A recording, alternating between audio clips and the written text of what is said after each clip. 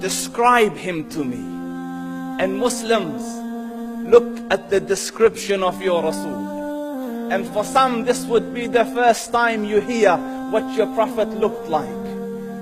I saw a man of striking appearance.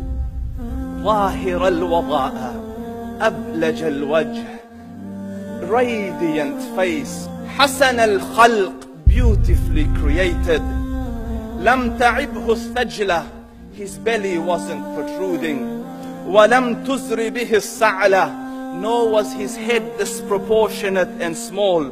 وسيم قسيم, proportionate and delicate, finely made, a specimen of a creation.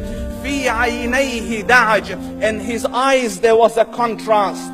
The dark was immensely dark, the white was excessively white. وفي أشفاره وطف, and his eyelashes were long. وفي صوته صهل, and in his voice was a natural echo. وفي عنقه سطع, and his neck was elegantly long. وفي لحيته كثاثة, his beard was full and thick. أزج أقرن, his eyebrows were arched, but they were not joined, it was separated. In صمت فعليه الوقار, when he was silent, dignity covered him.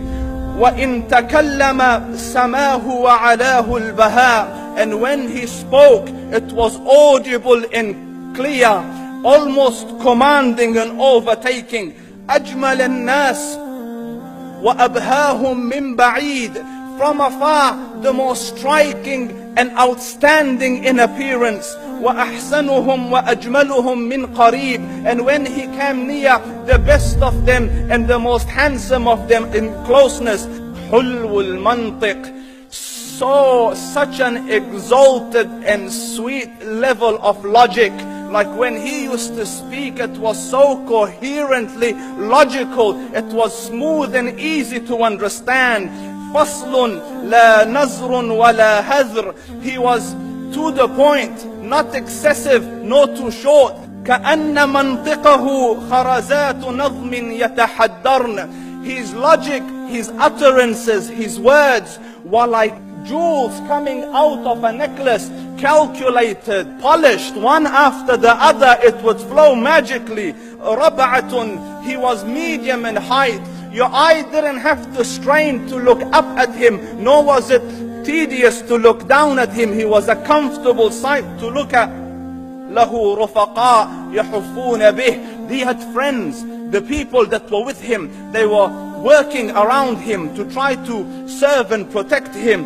إن قال سمعوا لقوله, when he used to say something, they used to hearken to what he used to say. وإن أمر تبادروا إلى أمره, when he commanded, they used to compete to fulfill the command. This is Muhammad Rasulullah. This is Muhammad Rasulullah. Anas ibn Malik says, he says, I came out one night, it was the full moon night.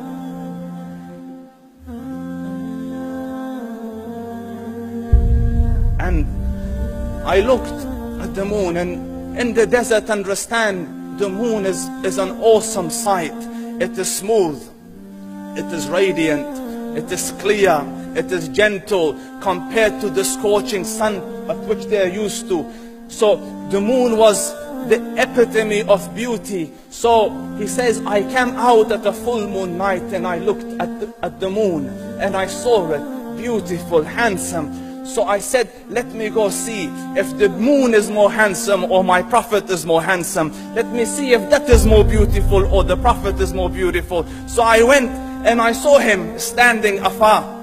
So I looked at his face and I looked at the moon, and I looked at his face, and I looked at the moon, and I looked at his face, and I looked at the moon, and he said, Wallahi, he was more handsome than the moon in its entirety.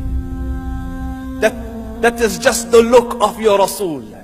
Aisha radiyallahu anha says, I was sewing with the needle, my needle dropped in the dark, I couldn't find it, I said, Ya Rasul, I can't find it. He moved his face close, and I swear, out of the radiance of his face, I found my needle. And the Prophet sallallahu alaihi wasallam was mind-bogglingly handsome, but his handsomeness was covered with waqar and jalal and hayba. The Sahaba say, when we used to sit at his feet, two feelings conflicting would come on the heart. The first one, you wanted to look at him. You wanted to behold the majesty of his face.